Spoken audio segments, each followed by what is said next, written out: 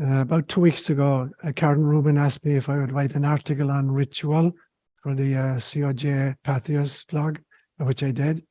And I want to talk about ritual today in the homily. And so I've excerpted the introductory piece that I wrote for that essay, in which I'm speaking about ritual in general. So here was the introductory piece to it. I call it Dressing Up for Life. No teenage girl spends as much time dressing up, nor more creatively embellishing her appeal than do flora and fauna. In a real Miss Universe pageant, butterflies, flowers, and birds would sweep first, second, and third places, way ahead of the human contestants.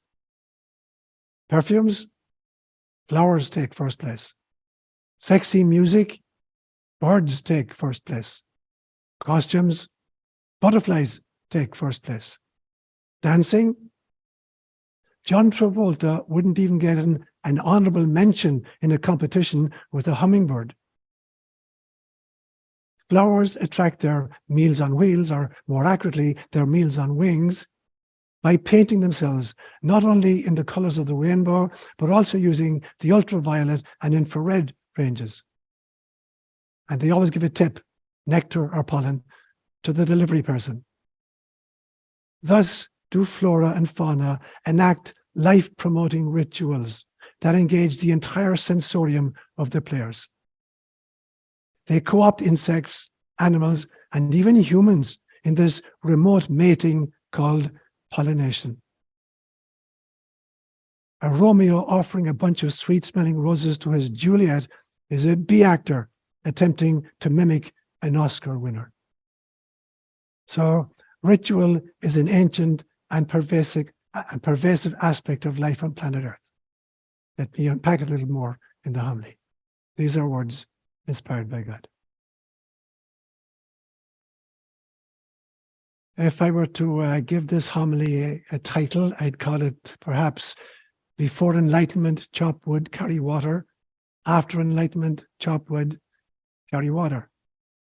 So you know that typically each month I take a theme for the month, and then for the first 2 Sundays I develop that theme, and then on the third Sunday I do a recap and a Q&A, and then on the fourth Sunday as a member of the community leads our liturgy. But this month we got 5 Sundays, and so today I decided to do what I call a one and done. It's a term from college basketball. So it's going to be about ritual. So I'm going to expand on the essay that I wrote for the Patheos blog a few weeks ago. So I believe, for instance, that vocalizations are one form of language employed by animals. If you live in the forest, particularly as I do, you hear all of these extraordinary vocalizations of various kinds, everything from coyotes in the woods to birds mating. And so their method of communication, the language they use is vocalization. We humans tend to use words, so words are the language of humans. But I believe that rituals are the language of entire communities, and that silence is the language of the mystics. And so today I want to focus on rituals. And so I'm going to try to develop it in a little bit more depth. When I talk about ritual, what is the importance? And I want to end with a very special section that I'm going to call the ritual of daily living, which maybe I think is the most important ritual of all. But let me work my way through it. As I said in the reading, I think that animals have set a very high bar for ritual and communication, especially when you look at the mating rituals they employ. There's this entire repertoire of dance and feathers and colors and pheromones and sounds that they engage in. So when it comes to ritual, probably nobody does it better than the animal kingdom. But even at the human level, ritual becomes hugely important for us, because the objective of real ritual, particularly sacred ritual, is to try to create different states of consciousness, altered states that give us access to different dimensions and different levels of reality that take us away from kind of the left brain rational thinking into the deeply intuitive and mystical parts of ourselves. So the normal way in which we elevate our states of consciousness is some form of either personal or community ritual. So I believe then that rituals are both the product of existing communities, and I think they're also the wombs out of which new communities emerge. So rituals can actually create community as much as communities create ritual. And when I say community, I mean communities of all kinds, serving all kinds of purposes, whether those purposes are for sacred reasons or for secular reasons. So I'm going to begin with the secular and do a quick kind of a historical trawl of some rituals that humans have engaged in, almost since time immemorial. So I look at a few common ancient rituals. One that was very prevalent when I was a small child, particularly growing up in Ireland, it's almost gone at this stage, is that of a gentleman doffing his cap when he meets a lady. And we're not talking about, people in high positions. I'm talking about my grandfather walking with his walking stick and meeting any lady on the road, and he would doff his cap to her. Maybe you saw your grandfather do it as well. And the origin of that goes way, way back to the Middle Ages, when a knight in full body armor, including a full helmet and a visor, over his eyes, when he met somebody, a lady particularly, he would raise the visor in order to show his face and to assure that he was a friend, he wasn't a foe. So raising the visor, the vestiges of that was doffing the cap to indicate to somebody, there's no need to be afraid, I'm not a foe, I'm a friend to you.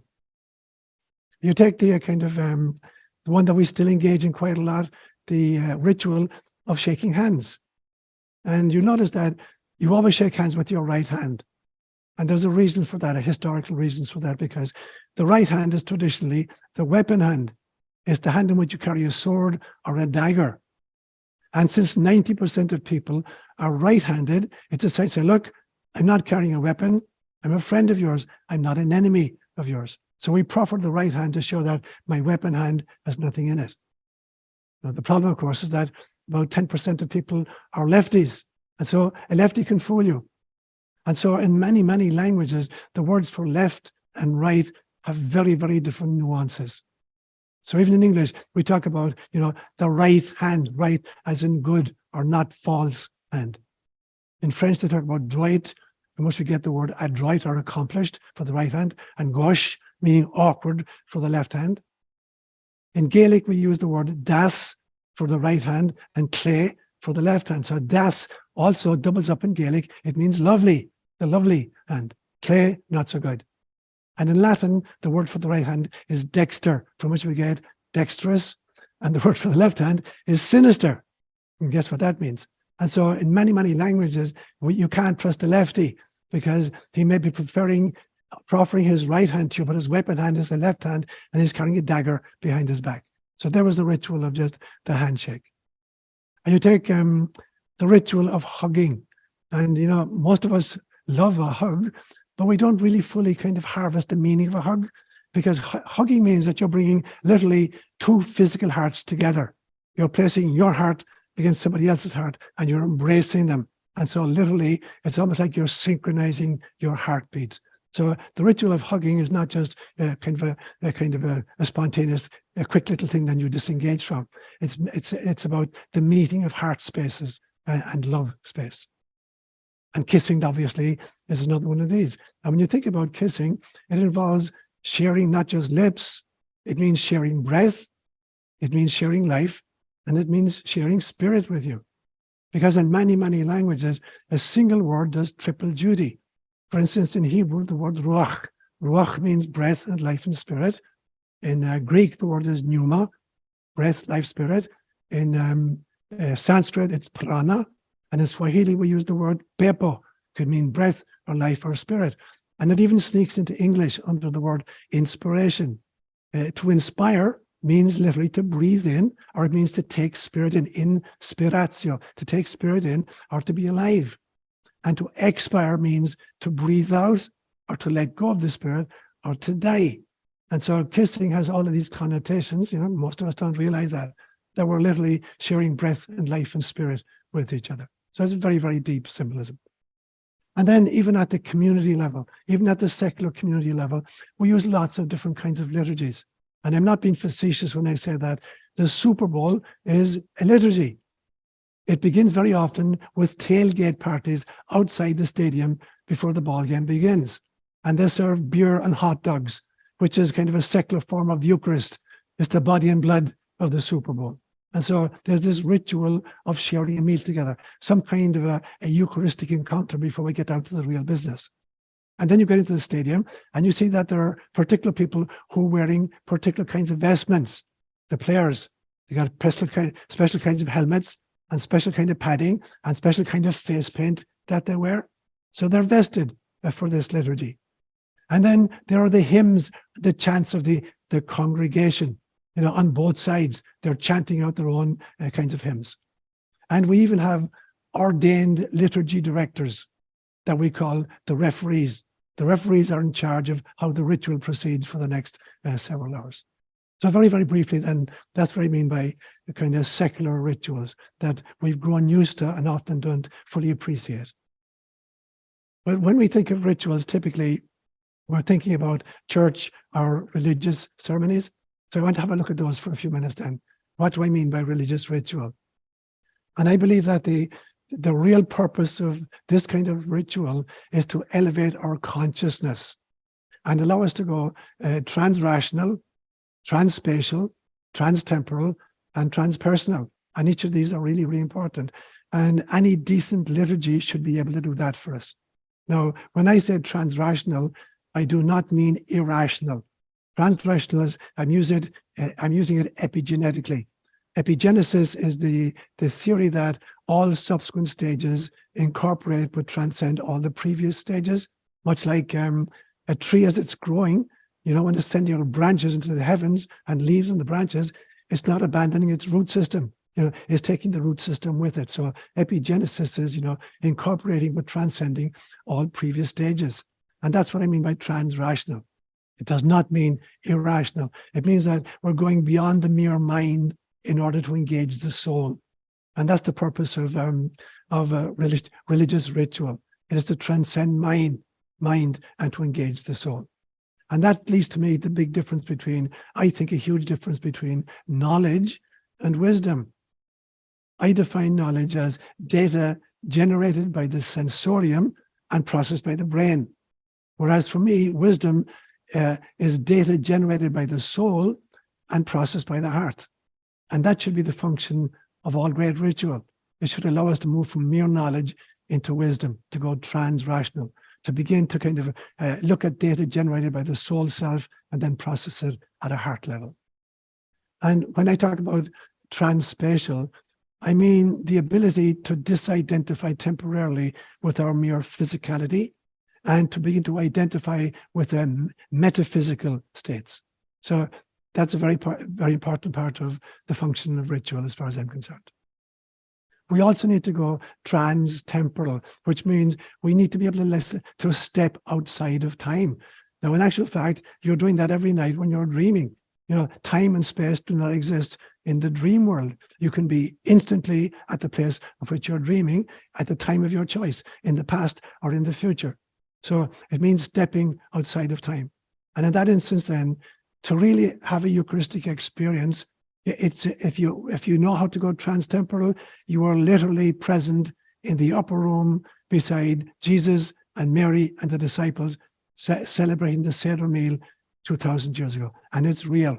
It's not just a memory of something that happened a long time ago. It is time travel in which you're a participant, you know, an active participant in this extraordinary ritual. And it means to go transpersonal.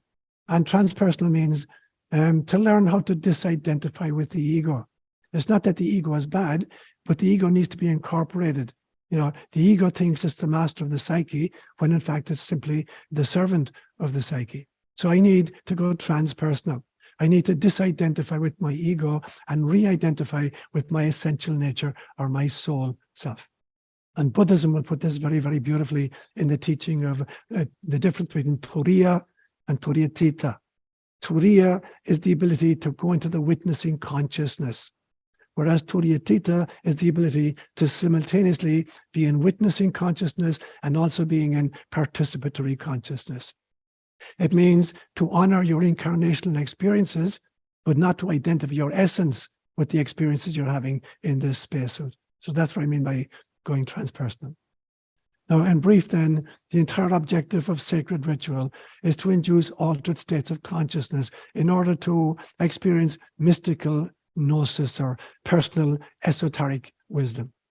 And therefore, good ritual then, whether you find it in the animal kingdom or you find it among human beings, is always multisensory and multimodality. It's a kind of a multisensory and a multimodality expression of the entire community. And medieval Christianity, for all its faults and failings, was really, really excellent at creating this kind of ritual. When you think, for instance, of a high mass celebrated in these mystical cathedrals, they were literally engaging the entire sensorium, every one of the senses. So visually, you had the vestments that the priest was wearing, and there were different colors for different liturgical seasons. So at a visual level, even the color of the vestments is telling you whether you're in Lent or Easter time, or Pentecost by the colors of the vestments. And then you have these extraordinary stained glass windows that it's like they're midwifing light into the container. It's almost like the Holy Spirit impregnating the Virgin Mary. It's like this light source coming in to the womb of the cathedral and impregnating the congregation with these mystical encounters. And then you have the soaring architecture of the buildings themselves, literally drawing your eyes toward the heavens, the ascension kind of process. And then scattered around the church, you have statues of the saints. And these are indicators that even mere mortals can find their own inner divinity and recognize the inner divinity of all others with whom we share the planet. So these statues are not meant just to be kind of knelt in front of and remember past people who were much better than we, but rather people who understood who they were, that they kind of were in touch with their own divinity, and therefore they're kind of prototypes of what we are meant to do as well in liturgy for ourselves.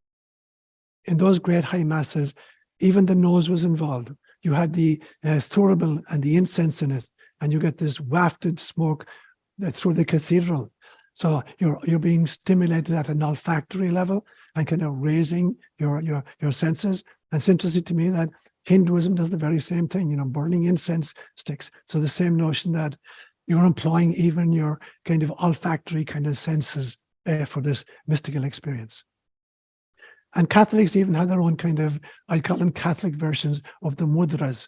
The mudras are the kind of the bodily movements that you find in yoga or in Hinduism particularly, ways of employing the physical body in order to become a conduit for divine grace to come in. So we had our own kind of forms of mudras in the Catholic Church, whether it was joined hands or whether it was bowing or whether it was genuflecting. But it was using the body in order to create this altered state as well, and to kind of engage with and create a connection to the transcendent. And even at the gustatory level, you had the communion service of bread and wine. Most of you remember that the bread that you get in at Mass wouldn't win any bakery contests.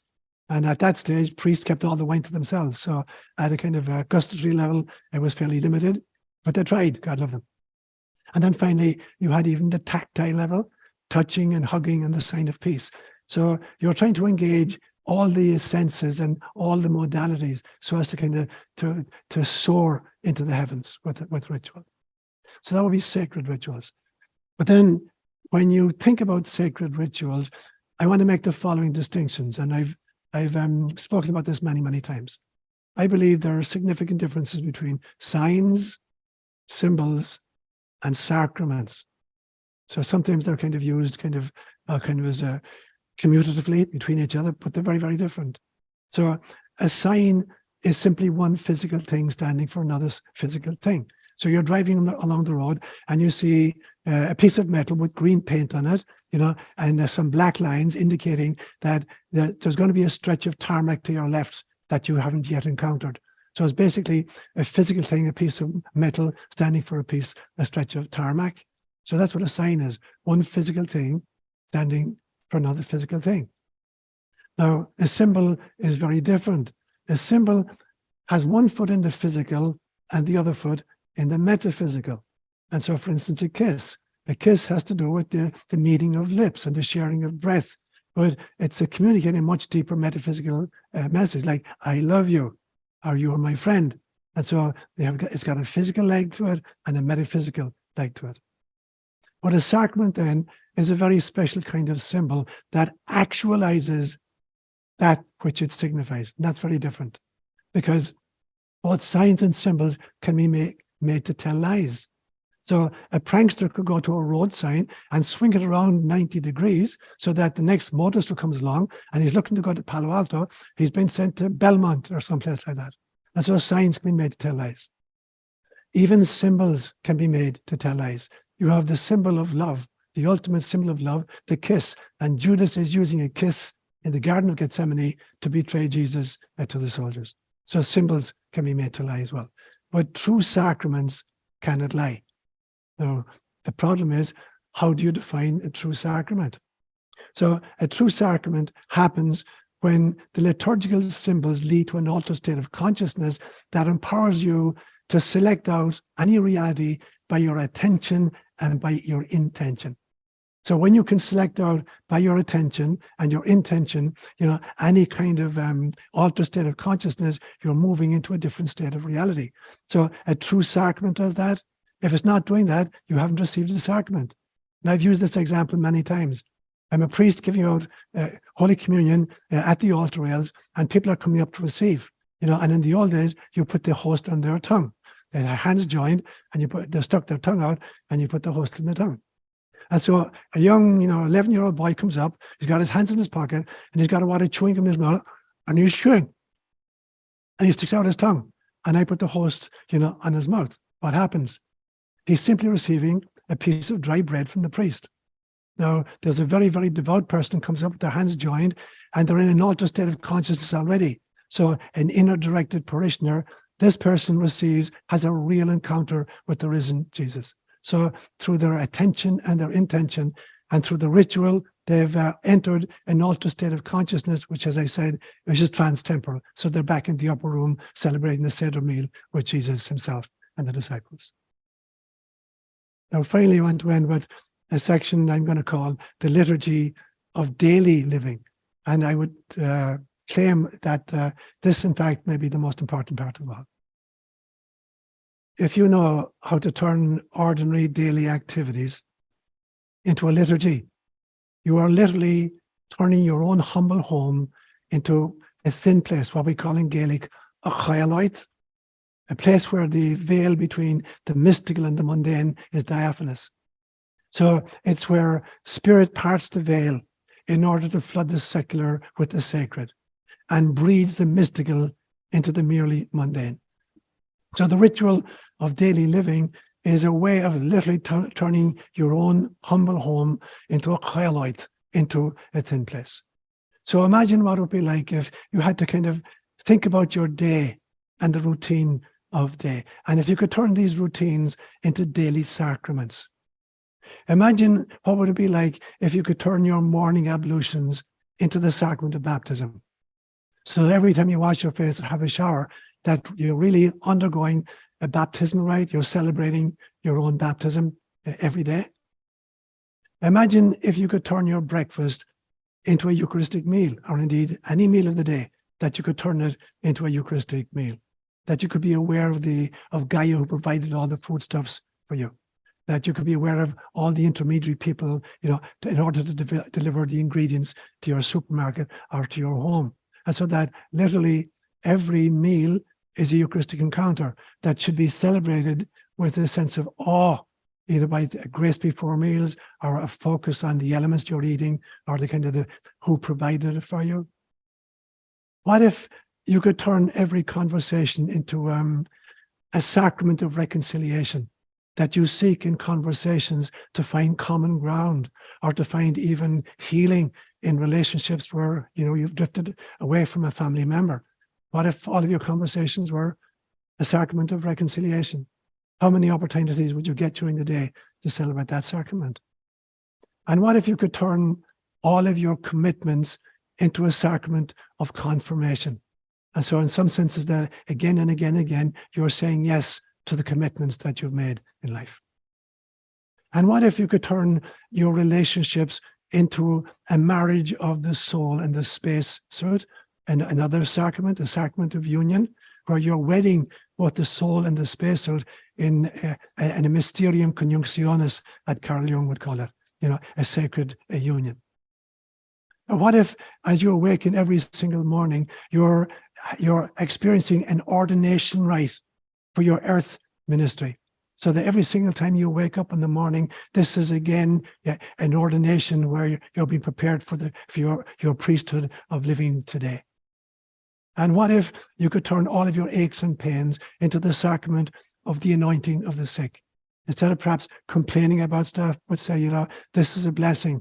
How can I harvest this blessing? How is this particular medical situation allowing me to prepare for the transition, or to realize that I'm a spirit in a spacesuit, I am not the spacesuit?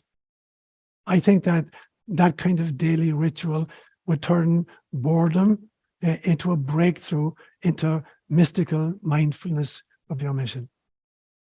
What if every dawn, as you wake up, that the dawn itself could be a kind of a daily monastic bell inviting you into a renewal of your earth vows, when you enthusiastically shouted to God, "Here I am, Lord, send me." That beautiful song that Nancy sang for us today. "Here I am, Lord, send me."